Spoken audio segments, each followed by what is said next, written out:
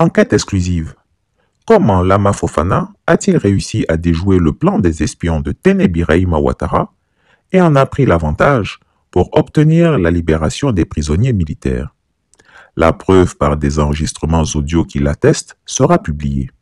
Des heures et des heures d'enregistrements téléphoniques avec Fofana Youssef, l'adjudant Ali Koné et Madame Audrey. Tene Birahima Ouattara dit la fiole, alias le pétomane, l'homme au cerveau de moineau qui aime jouer au James Bond, a cru intelligent d'infiltrer l'ex-gendarme Lama Fofana en lui envoyant l'adjudant Ali Koné. L'objectif de l'espion de la fiole, alias le pétomane, était d'obtenir des preuves de ce qu'un coup d'État se préparait contre le régime d'Abidjan. Mais ce qu'il ne savait pas, c'est que sa cible était déjà informée de la manœuvre et l'attendait de pied ferme. Lama Fofana a donc reçu l'espion Ali Koné, l'a mise en confiance et s'est attelé à l'enregistrer à son insu. Il était mielleux et même généreux des fois, menaçant au besoin, usant du mensonge et des faux semblants, car pour lui, tous les moyens étaient bons pour atteindre son unique objectif, libérer les prisonniers militaires des geôles de la Ouattari. L'opération était risquée, car elle pouvait aboutir à l'objectif contraire, sauf qu'avec un peu de baraka, les choses se sont bien soldées. Nous avons réussi à rentrer en contact avec l'intéressé, M. Lama Fofana, pour qu'il nous livre et nous explique le contexte de chaque enregistrement audio et les objectifs qu'il poursuivait. Chers auditeurs, je vous assure que ce sont des heures et des heures d'enregistrements téléphoniques que nous avons pu consulter et compiler et que nous allons diffuser.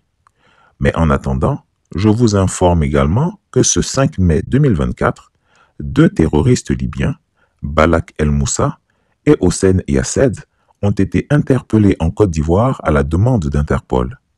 Il faut noter que ces 2 terroristes étaient recherchés pour avoir participé à des attaques terroristes au Kenya. S'il faut s'en réjouir, on peut tout de même se demander pourquoi la Côte d'Ivoire n'en fait pas autant pour les terroristes qui endeuillent le Burkina Faso. Préférerait-on plaire à Interpol qu'à notre voisin immédiat? Affaire à suivre. Le Burkina doit être respecté. Et nous avons un jeune président qui incarne ce respect. Et face à n'importe quel chef d'État, il dit sa vérité. Et nous le soutenons dans cette lancée. Alassane Dramane Ouattara, c'est notre papa. Il est peut-être même le grand-père d'Ibrahim Traoré. Il doit comprendre aujourd'hui que la gouvernance a changé. On n'est plus dans les années 60, où la Côte d'Ivoire avait une domination sur ses voisins et il est ligoté donnant au colon. Ça, c'est fini. Aujourd'hui, il y a une autre classe d'hommes politiques, une nouvelle génération de jeunesse qui veulent donner un autre tempo. Nous n'allons pas baisser la tête, grimper à Abidjan, transformer la capitale du Burkina Faso à Abidjan. Nous n'allons pas le faire.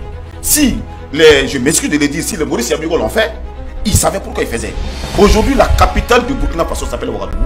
Et le président du Burkina, de la transition, s'appelle Ibrahim Traoré. Et chaque jeune Burkinabé, chaque femme Burkinabé, de l'intérieur comme de l'extérieur, doit se mobiliser pour protéger ces jeunes militaires, pour protéger notre président. Chris Yapi ne ment pas. Retrouvez Chris Yapi sur ses 2 chaînes YouTube, sa chaîne Dailymotion, Instagram et VK.